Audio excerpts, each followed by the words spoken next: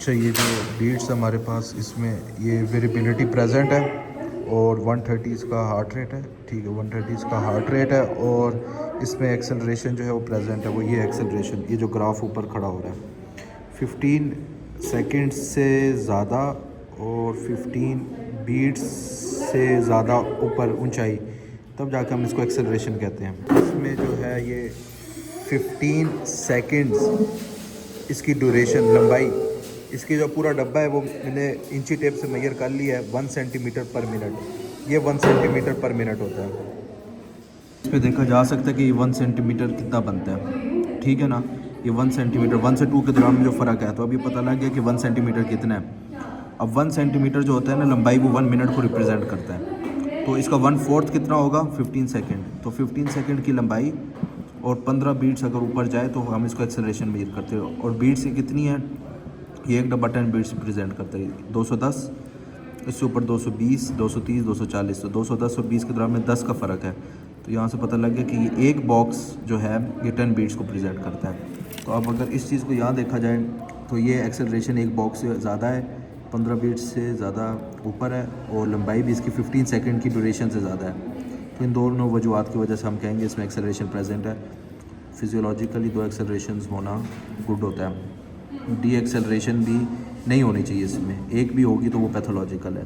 तो इसमें D acceleration अगर देखा जाए तो वो भी आगे हमारे पास प्रेजेंट है, डी एक्सेलरेशन।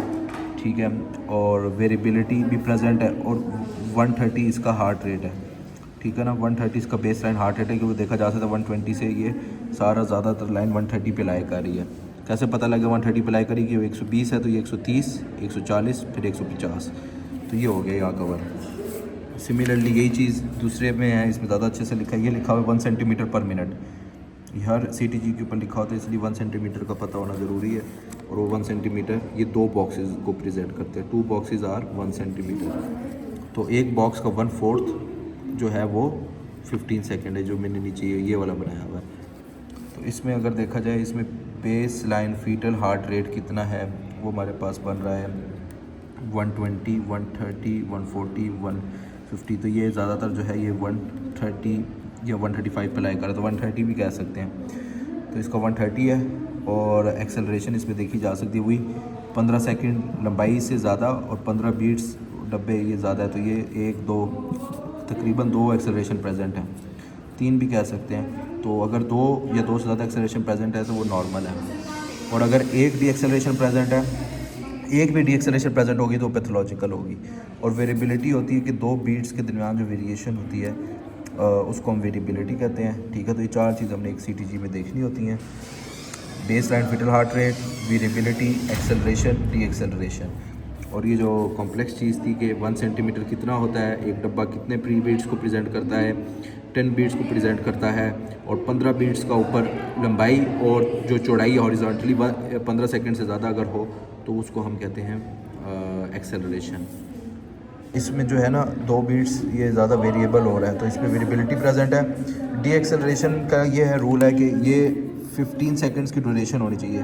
तो 15 सेकंड्स कितने होते हैं ड्यूरेशन, ये होता है ना, क्योंकि 1 सेंटीमीटर पर मिनट ये है, तो 15 सेकंड 1/4 ऑफ दैट 1 बॉक्स होगा, क्योंकि 2 बॉक्स 1 सेंटीमीटर है। 2 box is equal to 1 minute horizontal duration. तो 1/4 ऑफ 1 बॉक्स इज़ 15 सेकेंड। तो ये अगर देखा जाए तो ये जो नीचे ग्राफ आ जा रहा है बेस लाइन से 1/4 से ज़्यादा जा रहा है। एक तो ये चीज़ वेरीफाई होगी। दूसरा अगर देखा जाए तो तकरीबन ये एक डब्बे तक ही जा रहा है। अगर देखा जाए, हम ये देखें ना, एक डब्बे तक जा रहा है 10 बीट्स, तो हम इसको खींच के कह सकते हैं कि डी एक्सेलरेशन है। अदरवाइज़ तकरीबन 15 बीट्स इसमें होनी चाहिए। 15 बीट्स की डब्बा हो तब जाके हम इसको फुल सॉलिड डी एक्सेलरेशन कहेंगे। वैसे इसको भी कह ही सकते हैं। तो इसलिए आप देखें यहाँ डी एक्सेलरेशन भी प्रेजेंट है, एक्सेलरेशन भी प्रेजेंट है। एक्सेलरेशन ये तो नज़र इतनी बड़ी बड़ी आ रही है। वेरिएबिलिटी भी प्रेजेंट है और foetal heart rate base line कितना है वो 130। तो ये CTG देखने के मेथड्स थे। ये 4 चीज़ें जो हैं, यॉस्की का कंफर्म स्टेशन होता है, ये 4 चीज़ें देखना ज़रूरी होती हैं।